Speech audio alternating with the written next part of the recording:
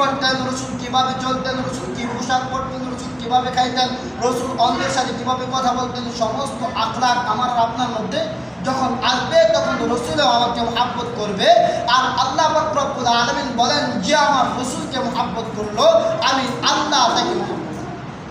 তাহলে আমি আর আপনি যদি তিনটা বন্ধু পেতে চাই তাহলে আমাদের সর্বপ্রথম কাজ কি? রসুলের আখলাককে আমাদের জীবনের সাথে মিলানো।